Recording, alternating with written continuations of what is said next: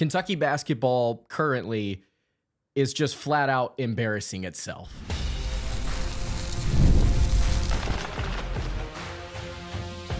You are Locked On Kentucky, your daily podcast on the Kentucky Wildcats, part of the Locked On Podcast Network, your team every day. I'm out of sorts, man. I don't know what to tell you.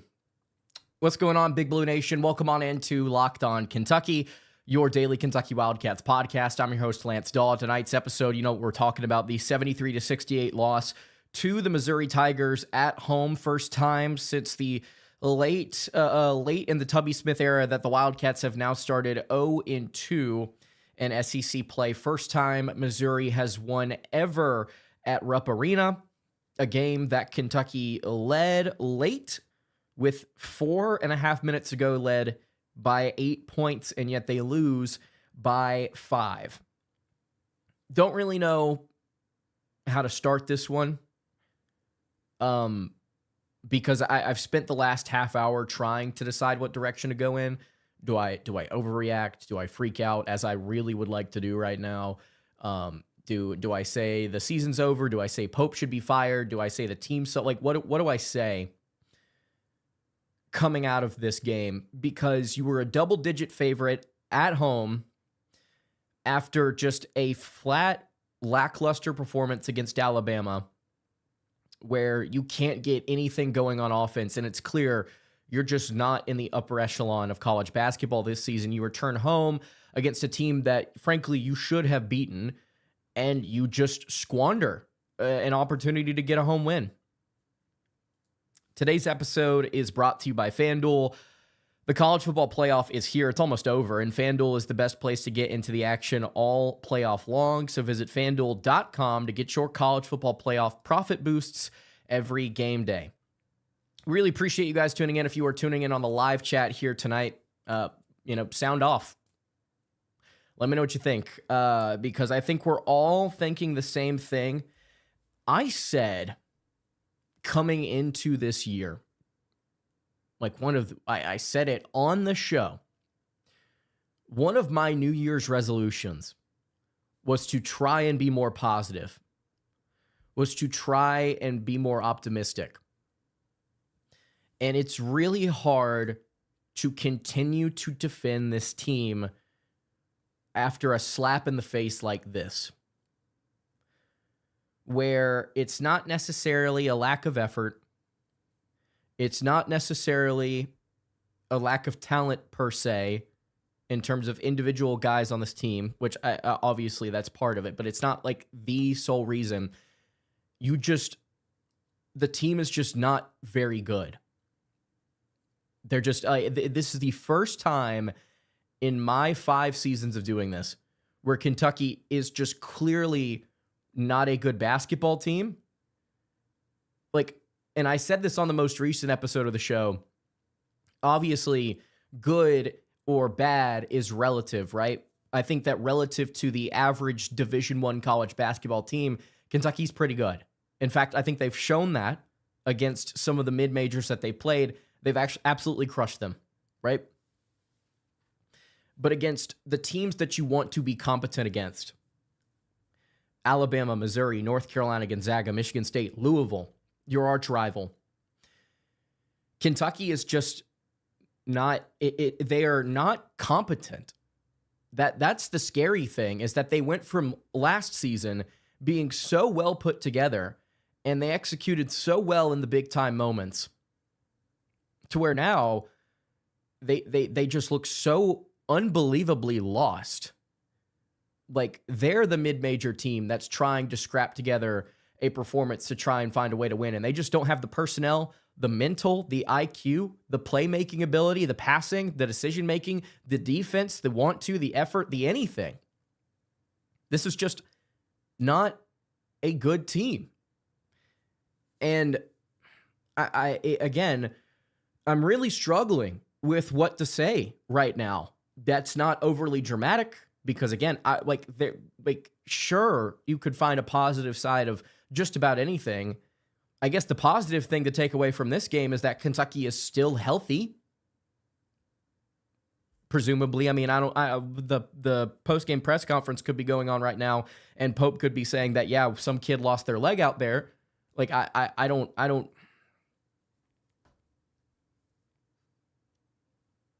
It's really hard to defend the coach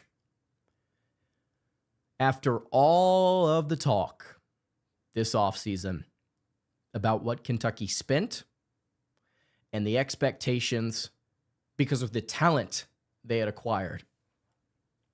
I think I said earlier this offseason that it's not the money that creates expectations, it's the talent that creates expectations, because there are a lot of pro teams that spend an insane amount of money on their rosters, and they know going into the season we're maybe a playoff to mid playoff team at best. But we're paying a lot of guys. It's not about the payment, it's about the talent, right? Kentucky doesn't have talent collectively. They are not a talented team, again, relative to the competition that they want to be competitive against. And so that number comes back into play, in my opinion. Now it does start to become more about the what on earth were you doing with all of these resources? If the $22 million number isn't true, which it has been reported multiple times that it is, let's say it's not. Let's say it's $15. Let's take $7 million off of this. $15 million for this? For this roster? Are you kidding me? And Kentucky had the chance to get somebody like Tunde Esufu, Caleb Wilson, some freshmen to come in on this team to be a shot creator, or somebody that can be athletic and talented enough to kind of carry the load. And yet they whiffed. And you're looking at the thumbnail. If you clicked on this, Mark Pope whiff. This was a whiff on talent evaluation. This was a whiff on just coaching ability with the talent that he's gotten. He has not coached well. And that last possession where your play call, Mr. X's and O's video game numbers offense, your play call down 3 with you gotta get a bucket is an ISO heave, just a sidearm twisting 3 from your point guard with a shoulder injury who's shooting 20.8% from deep on the season. A career 28.9% three-point shooter. Are you kidding me? Are you kidding me? Something that the broadcast said that needs to be reiterated here is opposing coaches have been saying, I think Missouri said it, Bama said it, you can't look at the averages for this team. You can't look at what computer models are saying. You can't look at what the stats are saying because they aren't telling the truth about Kentucky. You have to actually go and watch them to realize just how bad they are in a lot of really important areas. Passing for this offense is critical, and they're not good at it. Communication on defense, closeouts for on three-point shots, not doubling when you don't need to, switching into bad matchups on the defensive end where you get Jalen Lowe at the rim over and over. What is going on with that?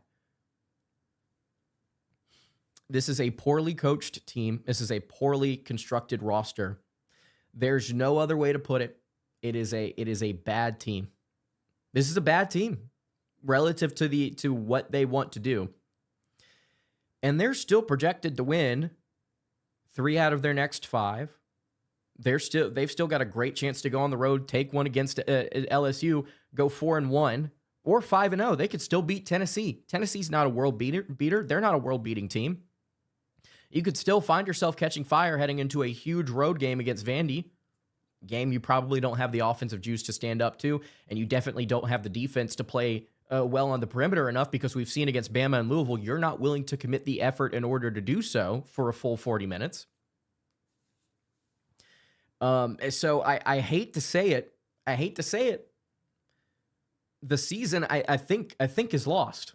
I think at this point, the season's over.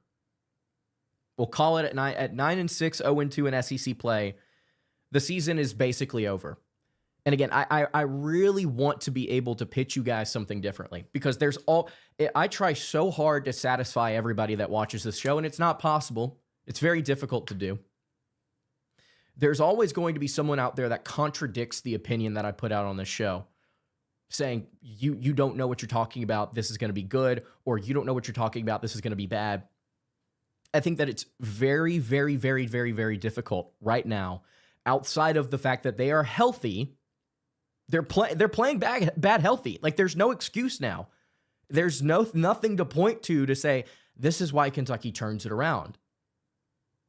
If they're not able to do it against a team like Mizzou, who's not even top 50 on KenPom, who is clearly not a top 6 or 7 team in this league, what do you say? Do we just let's shift our focus to football? I mean, I don't know. To be honest with you, I've got a ton of notes for tomorrow's episode on what Kentucky's doing in the transfer portal on the football side of things. Doesn't seem like they're having too hard of an issue getting guys to commit that are actually talented over there, and they've got more guys coming, by the way. I don't know what to say. I don't know what to say to explain why this is going to change for the positive, I should say. Today's episode is brought to you by FanDuel. The college football playoff is here. It's basically over.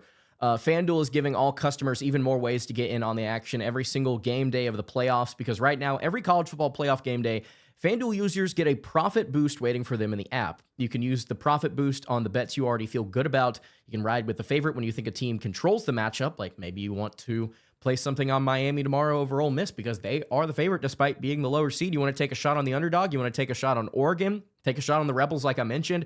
If you feel an upset coming, you can build a parlay around the players and moments that you think decide the game. Then you can apply the profit boost and go after even bigger winnings. And when you win, FanDuel pays out instantly, which is perfect for playoff football. FanDuel is the best place to get into the action all playoff long. Visit FanDuel.com to get your college football playoff profit boost every game day. All right, continuing along here on tonight's episode of the show. Appreciate you guys tuning in. Thank you so much to everybody in the live chat. Over 400 of you in here,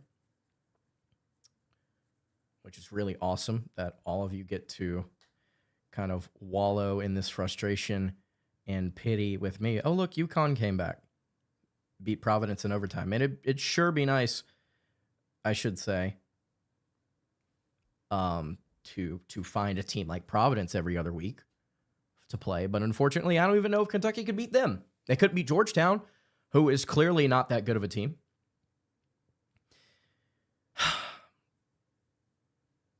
Are we getting dangerously close?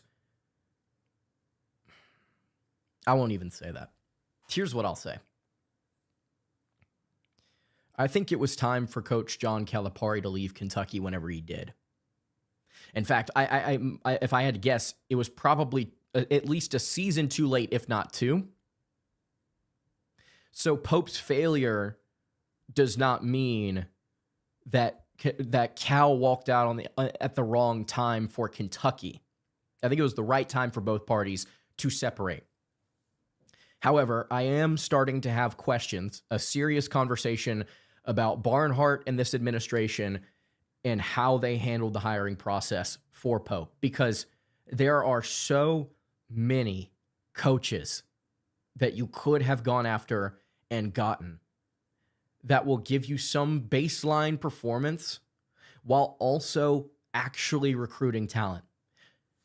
I said the other day that there's no reason for Kentucky to panic just yet, because I don't necessarily think that, what's happening right now in the recruiting game Kentucky can fix their problems. They can go after guys in the transfer portal in a few months, and they can really turn things around and add some talent to this team.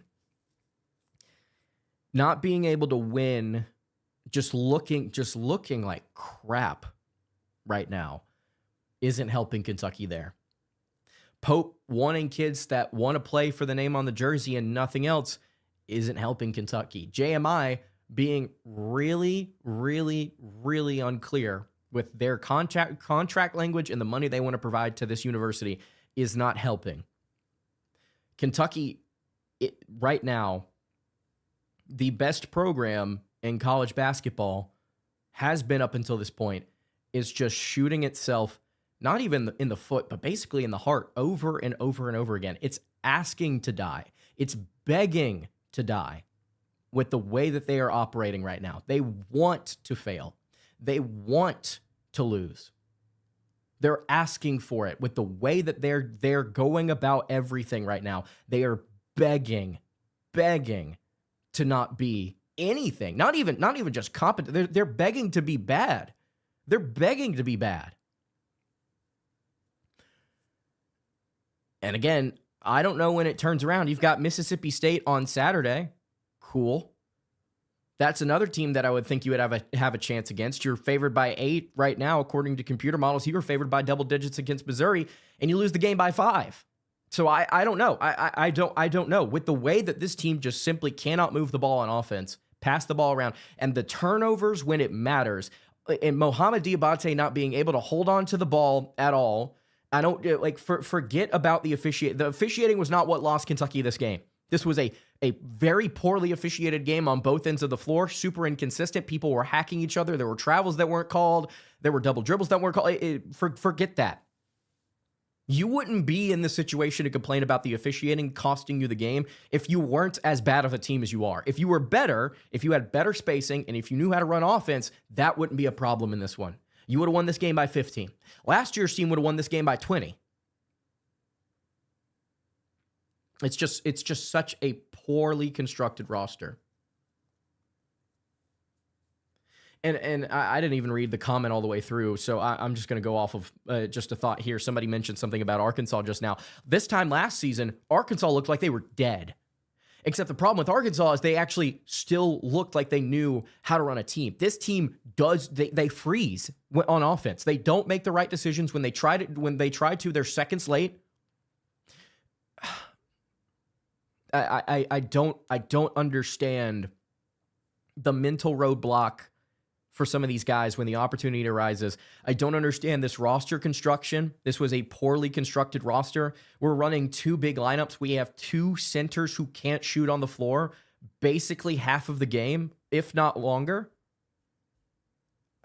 And your power forward, Diabate, he can't shoot either. He also can't hold on to the ball. He was credited for 3 turnovers tonight. Again, I don't know how it's not more. And then in Monday press conferences, you've got Mark Pope hitting you with just the most obnoxious word salad you've ever heard about things that don't even have to do with this team. Like we're not even addressing the problems. And they say they're trying, but the results in the actual, like what we're seeing with our eyes, that nothing's changing. Nothing is changing for this team. And so sure, they'll probably win a few games here to wrap up. They'll probably go 17-14, 18-13 if they're lucky. They'll beat some teams that they should. Maybe they'll win a game that they shouldn't, but the point still stands. This is a bad team. This is a bad year. And it has the chance to snowball into something really bad next season if Pope doesn't actually get off his butt and recruit like this university expects him to. Which I know, last year he worked like a dog to get those kids and get this roster together. He didn't sleep, and I'm assuming right now he's not either, but he is not performing. The team is not performing.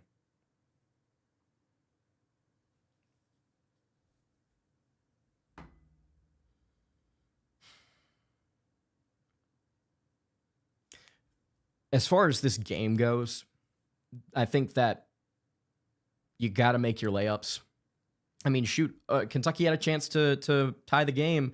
Dawe misses a layup. Dawe played well tonight. I hate that he missed that. I thought he played well tonight. But as a team, Kentucky 6 of 13 on layups. 6 of 13 on layups. 3-point shooting wasn't the problem in this one. They shot 38.5%, or 38.9%. I mean, Cam missed a couple of open ones that could have helped, but I mean, that was not the problem. Jalen had an off night. He's not been efficient his whole career, and here was 9 points on 2 of 11 shooting. It's What else do you say? What else do you say? All right, let's wrap up the show in a little bit. We'll talk with the chat. Maybe. I'm sure a lot of you guys are very upset. Again, if you've got a comment, you can leave it now. We'll get to it in a minute. I don't know what else to say, honestly. Before we do it, though, we got to talk about Rujiet. Honestly, this stuff stresses me out, man. And men don't really bring up, but absolutely should, the stress from their life. Work, money, just things that happen day in and day out. It doesn't switch off. And when it shows up at the worst possible time, Rujiet Ready is designed to help you take back control. Rujiet Ready is a next-generation prescription treatment created to both support the brain and the body so you can feel present, confident, and ready when the moment matters. Combines 3 clinically proven ingredients in 1 mint that dissolves under your tongue so it absorbs fast. If you've been thinking about taking the next step, now's the time. Head to rugiet.com/lockedoncollege. That's rugiet.com/lockedoncollege to get 15% off your order. Rujiet Ready. Feel present, feel confident, feel ready. All right. Someone saying in the comments, don't cry. I'm not about to cry. In fact, I think that heading into this, my initial desire was to sit here and scream my head off and probably say some things that the Locked On Podcast Network wouldn't allow me to say. That was my initial reaction. This is me trying to control being very upset. I'm not about to cry. In fact, I want to lash out real bad. I don't want to cry. I want to yell real bad because we were sold a title contender. We were sold a $22 million roster. Some of you might not be out there realizing how much money that is for a college program to spend on a basketball roster, even in the year of our Lord 2026, 2025 last year, whenever they spent the money. And this is what they gave us. Chris Marler, actually, host of Locked On Gamecocks, posted a pretty funny tweet earlier and said, everyone's like, Somalian fraud this, Somalian fraud that. Somebody needs to investigate what Mark Pope has done with the $22 million roster, allegedly. Because this wouldn't even say it's a million. Wouldn't even say it's a million. This is about as pathetic as you could possibly get. It did look good on paper. It looked good on paper whenever everybody was together and Caden Lewis was on the team.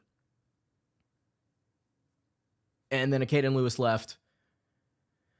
And to be honest with you, I'm not gonna lie. Having somebody like J-Lo be your guy, coming off of a hand injury, low percentage guy. I mean, there was a positive way to look at it, and he just hasn't panned out. You could have said the same thing about Butler.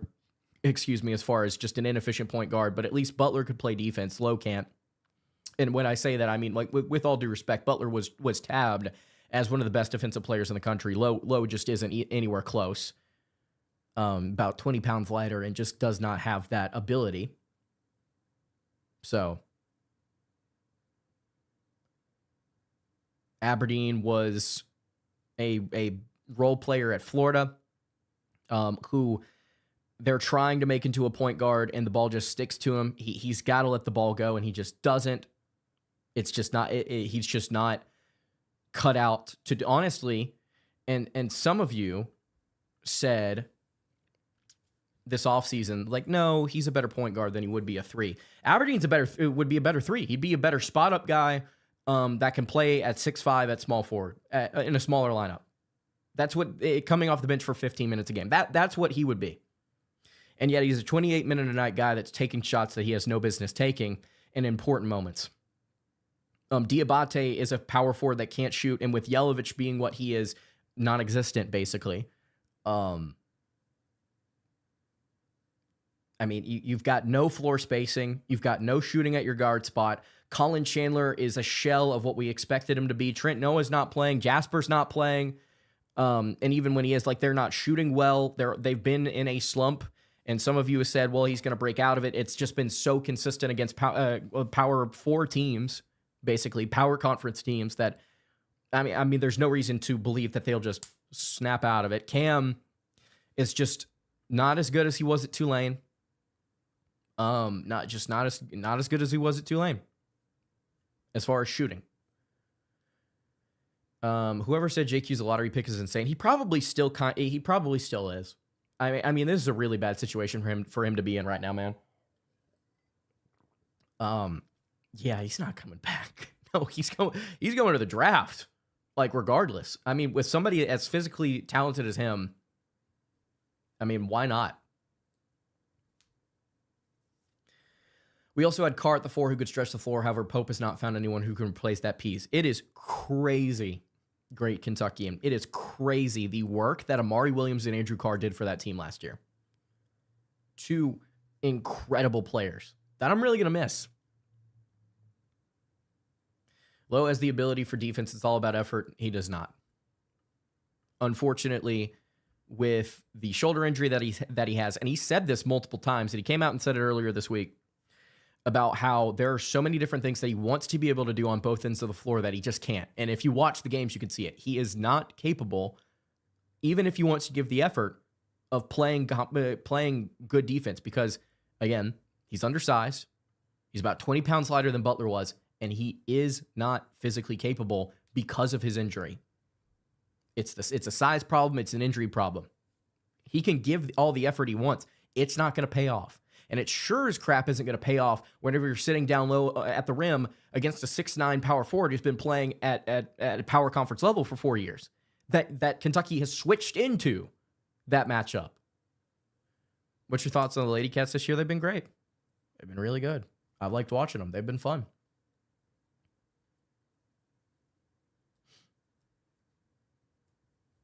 So I don't know. I don't know what to say. Somebody in the comments says we had so many chances. It's ridiculous. Yeah, so many chances to win this game, man. I mean, Missouri did not play well enough to win this one until even at the very end of the game. Kentucky makes a bucket. They make one bucket. It is a completely different contest. 15-2 run over the last final 4 minutes and 20 seconds. Kentucky goes without scoring for the last 2:17. How are you that incompetent?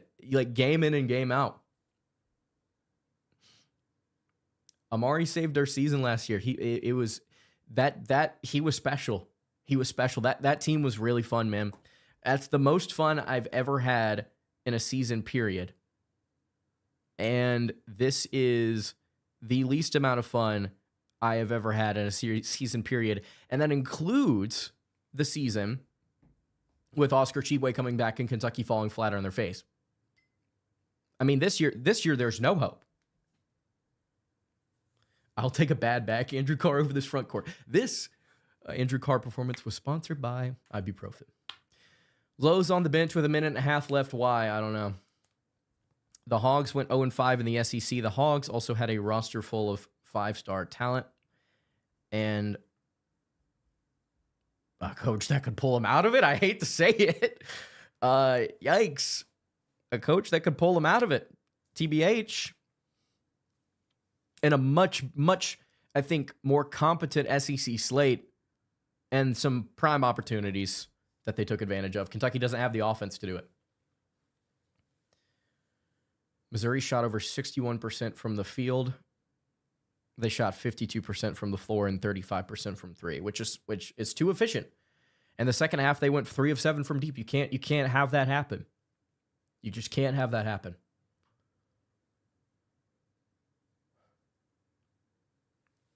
I don't think there's any getting out of this. The team's healthy, and they cannot play together on offense. SEC isn't the powerhouse it was last year on a positive note. I guess that's another way you could look at it. But again, what was it? Was this a quad 3 loss you took tonight? If you can't beat the quad 3 teams at home, you know, like this is honestly about as bad as you're going to see outside of South Carolina, who aren't going to see until late February. I don't know. Let's see. When Vanderbilt is better than us in football and basketball, we have hit rock bottom. I agree. And on that note, I think we will close out the show. Appreciate you guys tuning in. This has been pretty sad. I don't know what else to tell you. This bad team. On a positive note, the football program is doing work in the transfer portal. We'll talk about that tomorrow. A lot of notes to get to there. A lot of players that might commit before we even get going tomorrow. So make sure you stay tuned for that. That's going to do it for tonight's episode of the show. You can follow the show on Twitter at LockedOnUK. Follow me on Twitter at LanceDawe_. Follow the show over on Instagram. That is at Kentucky Podcast. Any questions, comments, concerns, you can leave those in the YouTube comments below. Hit me on the socials. I will see you all tomorrow for another episode of Locked On Kentucky. Hope you guys have a great rest of your day, and God bless.